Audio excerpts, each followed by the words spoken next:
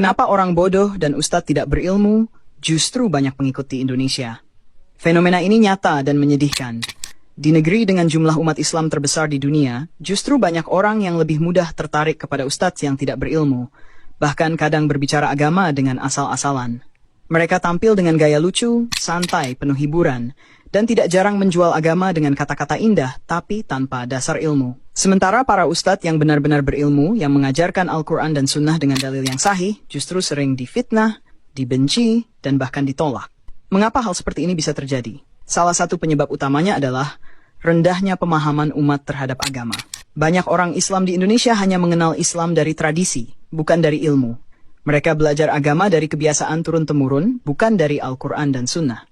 Akibatnya, ketika ada orang yang berbicara dengan logika sederhana atau berceramah dengan gaya menghibur, mereka langsung percaya tanpa memeriksa apakah ucapan itu benar atau salah. Mereka menilai kebenaran bukan dari dalil, tapi dari siapa yang pandai berbicara dan membuat mereka terharu. Inilah tanda zaman di mana ilmu dianggap membosankan, sedangkan hiburan disukai.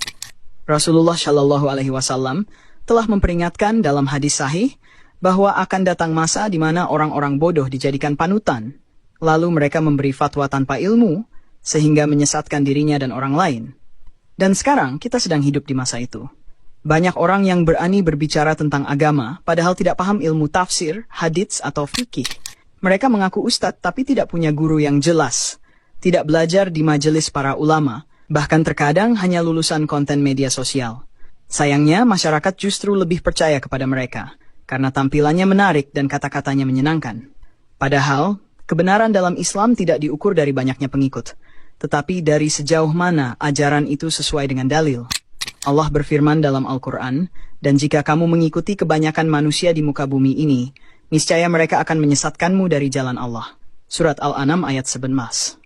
Ayat ini menegaskan bahwa banyaknya pengikut bukan tanda kebenaran. Selain itu, ego dan fanatisme buta juga membuat masyarakat sulit menerima nasihat dari ulama yang lurus.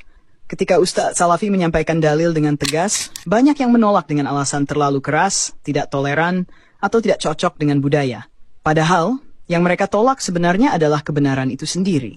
Sedangkan ketika Ustadz bodoh berbicara lembut tapi penuh kesalahan, mereka justru memujinya dan menyebutnya Ustadz penuh cinta.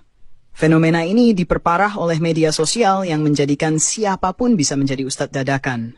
Cukup berbicara beberapa menit dengan gaya meyakinkan, lalu potongannya viral, dan masyarakat pun menjadikannya panutan. Mereka tidak peduli apakah orang itu memahami ilmu syariat atau tidak, yang penting menghibur dan tidak menyinggung. Inilah bencana besar bagi umat, ketika agama dijadikan bahan tontonan dan popularitas menjadi ukuran kebenaran. Padahal, dalam Islam, seorang da'i harus memiliki ilmu, akhlak, dan sanad yang jelas. Ia harus belajar dari guru-guru terpercaya, memahami dalil, dan menyampaikan kebenaran meskipun tidak disukai manusia. Para ulama salaf dahulu sangat berhati-hati dalam berbicara agama, karena mereka tahu setiap kata akan dimintai pertanggungjawaban di hadapan Allah. Sedangkan ustadz-ustadz palsu zaman sekarang justru menjadikan agama sebagai jalan mencari pengaruh dan uang. Saudaraku, jangan tertipu dengan popularitas. Ukurlah kebenaran dari dalil, bukan dari jumlah pengikut. Belajarlah dari para ulama yang mengajarkan tauhid, sunnah, dan menjauhkan umat dari bidah. Karena ilmu yang benar akan membawa kepada petunjuk, sedangkan kebodohan akan membawa kepada kesesatan. Rasulullah Shallallahu Alaihi Wasallam bersabda, barang siapa menempuh jalan untuk mencari ilmu, maka Allah akan memudahkan baginya jalan menuju surga. Maka carilah ilmu dari sumber yang benar, dan jauhi ustadz yang hanya pandai berbicara, tapi tidak punya dasar syariat. Semoga kita semua diberi taufik untuk mencintai ilmu dan para ulama yang lurus di atas Al-Quran dan Sunnah.